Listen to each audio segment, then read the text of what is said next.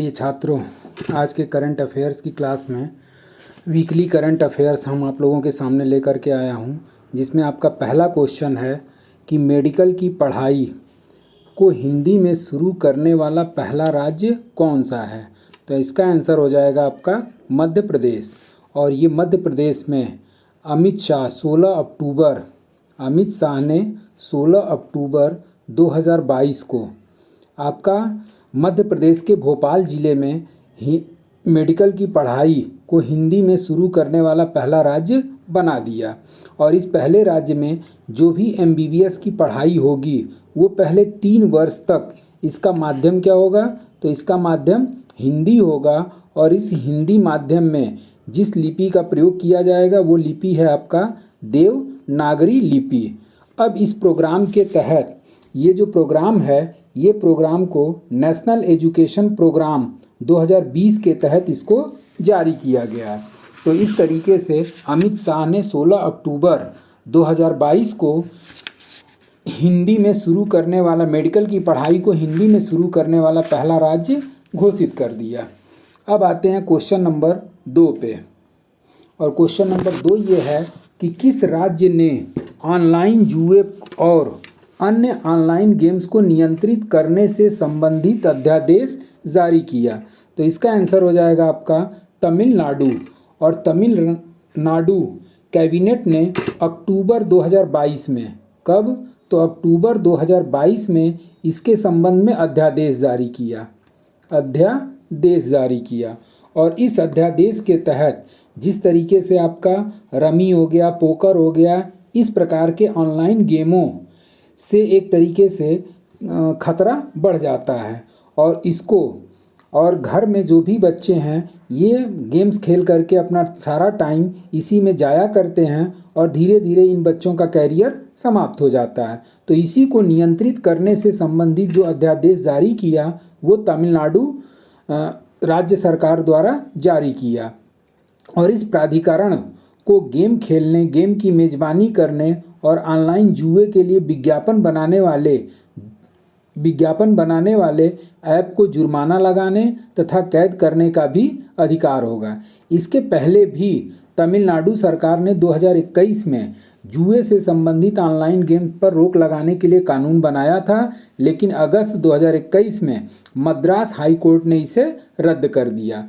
और रद्द किस बेस पर किया, तो रद्द किया था आपका संविधान के अनुच्छेद 19(1) जी के तहत, 19(1) जी। और इसी 19(1) जी के अंतर्गत किसी भी व्यक्ति को व्यवसाय और व्यापार करने की स्वतंत्रता प्रदान की गई है।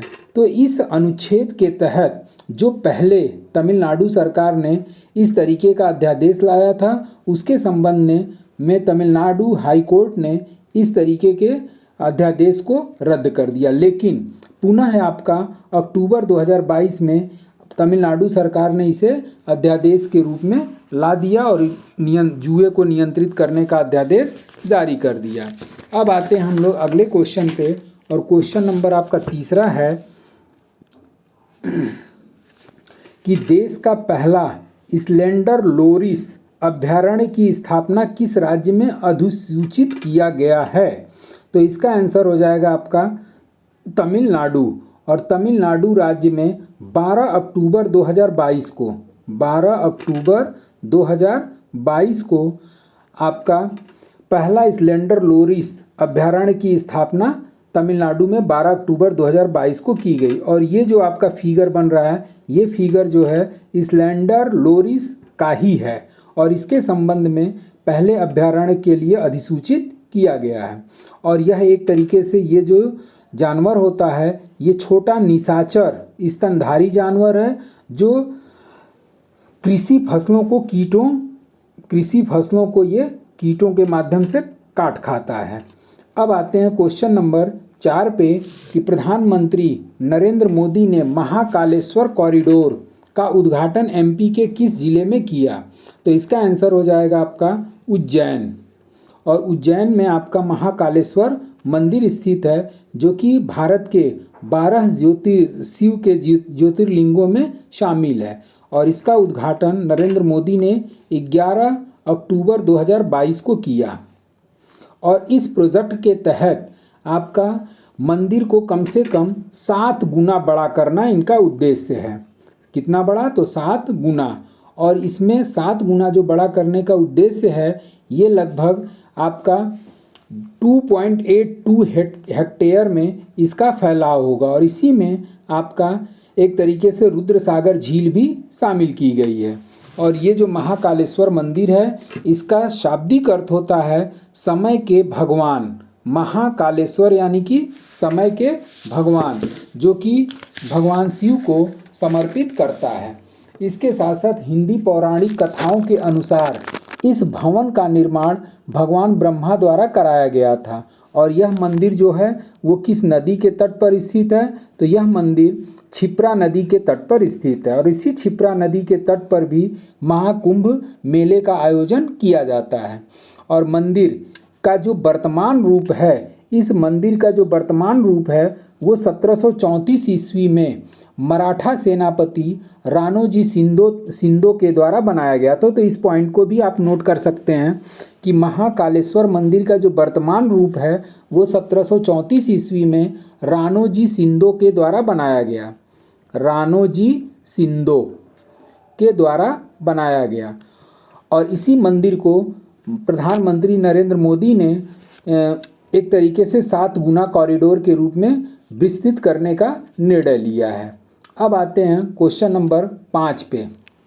और क्वेश्चन नंबर 5 ये है कि इंडियन नेवी ने किस न्यूक्लियर सबमरीन से अक्टूबर 2022 में सफलतापूर्वक submarine launched ballistic missile SLBM को लॉन्च किया? तो इसका आंसर हो जाएगा आपका INS अरिहंत। और ये INS अरिहंत है जो कि SLBM तकनीकी से लॉन्च की गई और जिसका लॉन्चिंग डेट था आपका 14 अक्टूबर 2022। 14 अक्टूबर 2022। और ये सफलतापूर्वक 14 अक्टूबर को लॉन्च हो गई। और INS अरिहंत जो है भारत की पहली स्वदेशी nuclear powered ballistic missile capable submarine है। तो इस तरीके से इसका उद्घाटन 14 अक्टूबर 2022 को किया गया या लॉन्च किया गया। अब आते हैं क्वेश्चन नंबर 6 पे कि भारत में किस जगह आयोजित SCO आतंकवाद विरोधी अभ्यास में पाकिस्तान ने हिस्सा लिया? तो इसका आंसर हो जाएगा मानेसर। मानेसर। और इसी मानेसर जो है वो किस राज्य में स्थित है? तो मानेसर आपका हरियाणा में स्थित है। और यहीं पर आपका एंटी टेरर एक्सरसाइज 2022 की मेज़बानी राष्ट्रीय सुरक्षा गार्ड के द्वारा किया गया। और ये SCO क्या है? तो SCO जो है संघाई सहयोग संगठन है। SCO क्या है? तो संघाई सहयोग संगठन। S से संघाई हो गया, C से कोऑपरेशन हो गया और O से आपका ऑर्गेनाइजेशन हो गया। और ये SCO की जो स्थापना हुई थी, ये स्थापना आपका सन 2001 में हुई थी। और इसका मुख्यालय जो है वो मुख्यालय भी आप लोग नोट कर सकते हैं। तो मुख्यालय भी पूछने की संभावना बनती है। तो इसका मुख्यालय बीजिंग में स्थित है। और बीजिंग कहाँ है? बीजिंग जो है आपका चीन में स्थित है। और इसमें SCO में सदस्य देशों की कुल संख्या कितनी है? ये भी स्टैटिक जीके के रूप में क्वेश्चन बन जाता है। तो इस सदस्य देशों की कुल संख्या 9, जिसमें आपका चीन हो गया, कजाकिस्तान, किर्गिस्तान, रूस, तजाकिस्तान, उज्बेकिस्तान, ईरान, उसके बाद से पाकिस्तान और भारत। तो ये जो पाकिस्तान और भारत हैं, ये दोनों SCO के जो मेंबर बने थे, ये आपका सन 2017 में बने थे। तो इस पे जो क्वेश्चन आपकी परीक्षाओं में पूछने की संभावना बन रही है वो ये है कि SCO की स्थापना किस सन में की गई? तो 2001 में। इसका मुख्यालय कहाँ स्थित है? बीजिंग चीन में। उसके बाद से इस SCO में कुल देशों की संख्या कितनी है? तो 9। और भारत पाकिस्तान इस SCO के सदस्य कब बने? तो ये आपका आंसर हो जाएगा 2017। तो ये आपका करंट के साथ साथ इसमें जो भी पॉइंट्स निकल रहे हैं वो हमने शॉर्टकट में आप लोगों को बता दिया और इसको आप लोग नोट कर लीजिएगा। अब आते हैं क्वेश्चन नंबर 7 पे। 7 में ये है कि वुमेन एशिया कप 2022 में कौन सी टीम चैंपियन बनी? और इसका आंसर हो जाएगा भारत। भारत जो है वुमेन्स एशिया कप 2022 की विजेता टीम रही और ये विजेता टीम जो रही इसका आयोजन किया गया था 15 अक्टूबर 2022 को। और जो 15 अक्टूबर 2022 को किया गया इसमें भारतीय महिला खिलाड़ी दीप्ति शर्मा को प्लेयर ऑफ द टूर्नामेंट घोषित किया गया। इसको भी आप लोग थोड़ा सा ध्यान दीजिएगा। Player of the tournament Deepti Sharma, और ये दीप्ति शर्मा को वुमेन्स एशिया कप 2022 में प्लेयर ऑफ द टूर्नामेंट घोषित किया गया। नोट कर लीजिए इसको भी, प्लेयर ऑफ द टूर्नामेंट। उसके बाद ये जो एशिया कप है इस पे आप लोग देख लीजिए कि और भी क्वेश्चन बनने की क्या संभावना बनती है। तो एशिया कप की शुरुआत कब हुई थी? सबसे पहले कोई भी गेम के बारे में करंट अफेयर जानने के पहले उसके स्टैटिक जीके के बारे में जानना अत्यंत आवश्यक हो जाता है। तो इस एशिया कप की जो शुरुआत हुई थी ये हुई थी आपका सन 2004 में, और ये जब 2004 में हुआ तो जो पहला एशिया कप है वो भारत के द्वारा जीता गया था। और अब तक इस वुमेन्स एशिया कप का आयोजन कितनी बार किया जा चुका है? 8 बार किया जा चुका है। और इस 8 बार में 7 बार अकेले भारतीय वुमेन्स टीम के द्वारा एशिया कप जीता गया है और 1 बार जो है वो आपका बांग्लादेश जीता है। और ये बांग्लादेश सन 2018 का वुमेन्स एशिया कप जीता था। तो इस तरीके से आपके जो भी क्वेश्चन इस पे स्टैटिक जीके का बन रहा है वो वुमेन्स एशिया कप की शुरुआत कब की गई? तो 2004 में की गई। उसके बाद से अब तक कितनी बार आयोजन किया गया है? तो 2022 वाला जो है वो 8वीं बार आयोजन किया गया था, जिसमें 7 बार भारत वुमेन्स महिला टीम के द्वारा जीता गया है और 1 बार केवल बांग्लादेश महिला क्रिकेट टीम द्वारा इस एशिया कप को जीता गया है। और ये जो एशियाई क्रिकेट परिषद है इसका स्थापना 1983 में किया गया था और इसका मुख्यालय कोलंबो श्रीलंका में स्थित है। यानी कि एशिया कप का आयोजन एशियाई क्रिकेट परिषद के द्वारा किया जाता है जिसकी स्थापना 1983 में की गई और इसका मुख्यालय कोलंबो श्रीलंका में स्थित है। अब आते हैं अगला क्वेश्चन नंबर 8, और ये क्वेश्चन नंबर 8वां जो है वो है कि वुमेन एशिया कप 2022 में किस प्लेयर को फाइनल मैच में प्लेयर ऑफ द मैच घोषित किया गया था? तो इसका आंसर हो जाएगा आपका रेणुका सिंह। और ये जो रेणुका सिंह हैं इनकी बेहतरीन गेंदबाजी के चलते प्लेयर ऑफ द मैच का खिताब दिया गया और इन्होंने 3 ओवर में सिर्फ 5 रन दिया। 3 ओवर में कितने रन इन्होंने दिया था? 5 रन दिया था। और कितने विकेट लिया था? तो इनके द्वारा 3 विकेट लिया गया। तो इस तरीके से इनके दमदार गेंदबाजी के चलते, रेणुका सिंह के दमदार गेंदबाजी के चलते वुमेन्स एशिया कप 2022 भारत द्वारा जीता गया। और भारत ने ये जो आपका फाइनल मैच हुआ था ये फाइनल मैच किसके किसके मध्य हुआ था? तो फाइनल मैच आपका इंडिया वर्सेस श्रीलंका के मध्य हुआ था। और ये जो इंडिया वर्सेस श्रीलंका के मध्य हुआ था तो इसमें भारत ने श्रीलंका को 8 विकेट से पराजित किया था। तो इस तरीके से इस पे आपका जो भी अन्य क्वेश्चन बनते हैं उसके साइड में हमने क्वेश्चन को बता दिया। आप लोग इन सारी चीज़ों को शार्ट में अगर कॉपी वगैरह पे नोट कर लेंगे तो ये एक तरीके से पूरा एक क्वेश्चन को पढ़ते हुए एक क्वेश्चन के साथ साथ अन्य जो क्वेश्चन बनते हैं उन क्वेश्चन को भी थोड़ा सा ध्यान देंगे तो ये एक तरीके से समग्र आपका करंट अफेयर्स मान लिया जाएगा। बच्चे करते क्या हैं कि उसमें केवल करंट अफेयर्स 1 लाइनर रट लेते हैं और उसके बाद से वो सोचते हैं कि हमारा करंट अफेयर्स बिल्कुल कंप्लीट हो गया, जबकि ऐसा भूल वो न करें। उस करंट अफेयर से रिलेटेड और भी चीज़ें निकलती हैं जिस पर ध्यान बच्चों का नहीं जाता है। तो आप लोग पूरी कोशिश किया करिए कि क्वेश्चन के साथ साथ उससे जो अन्य क्वेश्चन निकलने की संभावना बनती है उसके बारे में भी थोड़ा बहुत फोकस कर लें। अब आते हैं क्वेश्चन नंबर 9 पे, और क्वेश्चन नंबर 9 ये है कि भारत का कौन सा राज्य 37वें राष्ट्रीय खेल नेशनल गेम्स 2023 की मेज़बानी करेगा? तो इसका आंसर हो जाएगा आपका गोवा। और ये गोवा जो है वर्ष 2023 के नेशनल गेम्स का आयोजन या मेज़बानी करेगा।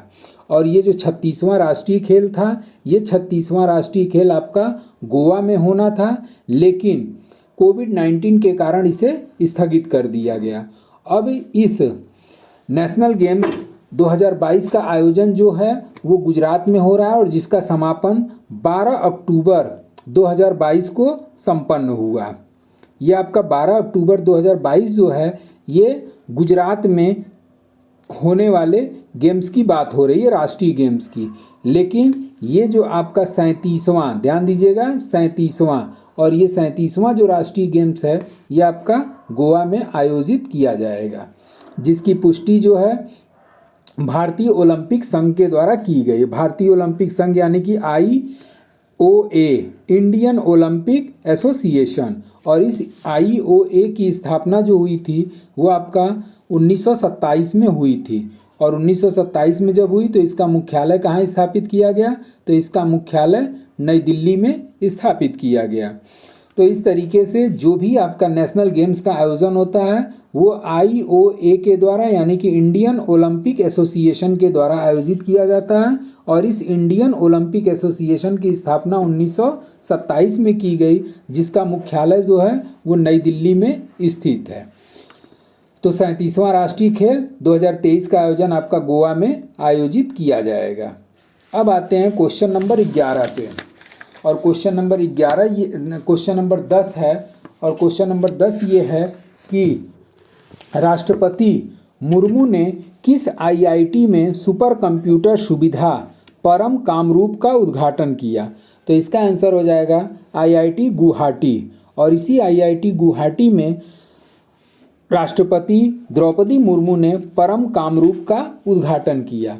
अब जब ये परम कंप्यूटर का उद्घाटन किया तो इसके साथ साथ अन्य जो भारत के सुपर कंप्यूटर्स लॉन्च किए गए वो भी आप लोग नोट कर लीजिए, इससे भी क्वेश्चन बनने की संभावना है। पहला है आपका परम शिवाय, परम शिवाय। और इस परम शिवाय की जो लॉन्चिंग की गई वो IIT BHU के द्वारा किया गया, IIT BHU। उसके बाद से आपका है परम संगनाकी, परम संगनाकी। और इस परम संगनाकी सुपर कंप्यूटर का जो लॉन्चिंग किया गया वो IIT कानपुर के द्वारा, IIT कानपुर, KNP यानी कि कानपुर।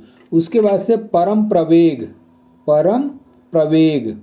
और इस परम प्रवेग का जो लॉन्चिंग हुआ था वो इंडियन इंस्टीट्यूट ऑफ साइंस के द्वारा किया गया, Indian institute of science IIS के द्वारा किया गया।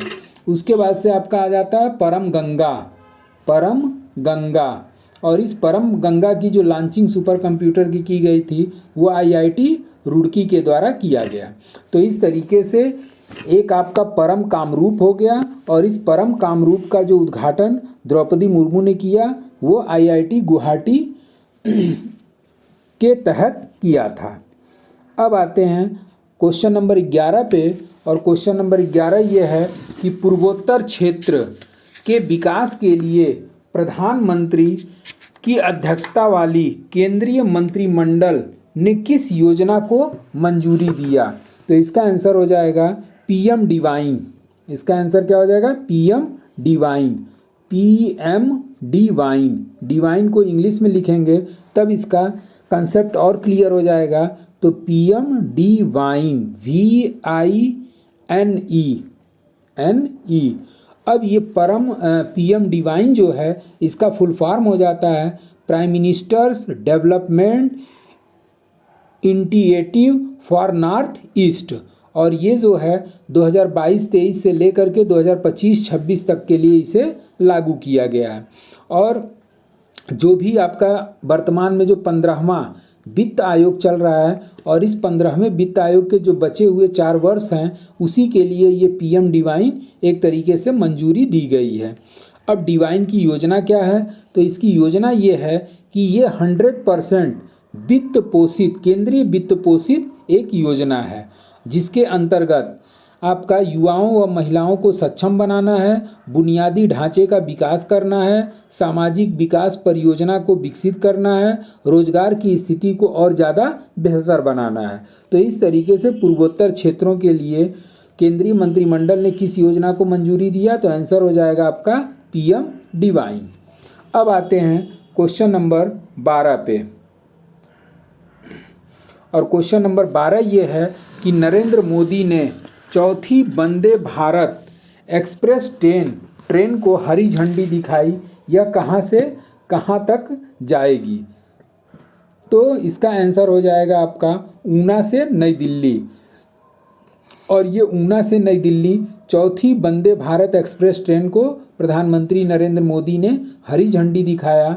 अब आज हम ये वीडियो बना रहे हैं और आज की डेट में नरेंद्र मोदी ने पाँचवीं वंदे भारत एक्सप्रेस ट्रेन को भी हरी झंडी दिखा दिया है। और इसका जो करंट अफेयर्स आएगा वो अगले हफ्ते में मैं प्रोवाइड करा दूंगा कि 5वां वंदे भारत एक्सप्रेस ट्रेन का संचालन कहाँ से कहाँ तक किया गया। फिलहाल जो इस हफ्ते का है वो चौथी वंदे भारत एक्सप्रेस ट्रेन को हरी झंडी ऊना से नई दिल्ली तक नरेंद्र मोदी ने दिखाया।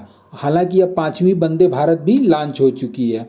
और इस वंदे भारत जो ट्रेन है ये India integral coach factory Chennai के द्वारा इस पर काम किया गया है और मेक इन इंडिया के कार्यक्रम के तहत इसको निर्मित किया गया है। तो इस तरीके से ये 12 क्वेश्चन आपके परीक्षाओं के लिए इम्पॉर्टेंट हो सकते हैं। तो ये 12 क्वेश्चन जो है आप अच्छे से स्टैटिक जीके के साथ आप लोग तैयार कर लीजिए, क्योंकि एक क्वेश्चन के साथ साथ जो भी उससे रिलेटेड पॉइंट्स आते हैं मैं सबका व्याख्या कर देता हूं। तो अगर उसको पूरा अच्छे से आप लोग पढ़ लें तो हमें लगता है कि इस क्वेश्चन को ले करके एक तरीके से समग्र स्टडी मटेरियल आपको प्रोवाइड हो जाता है। इसके साथ साथ ये जितने भी आपके क्वेश्चन वगैरह हैं ये सभी हमारे टेलीग्राम चैनल गिरी सर क्लासेस पर पीडीएफ के रूप में या इस तरीके से आपको प्रोवाइड होते रहेंगे। तो आप लोग बस हमारा साथ दीजिए, हम आप लोगों के लिए मेहनत करने के लिए तैयार हैं। आज के लिए बस इतना ही। Thank you so much.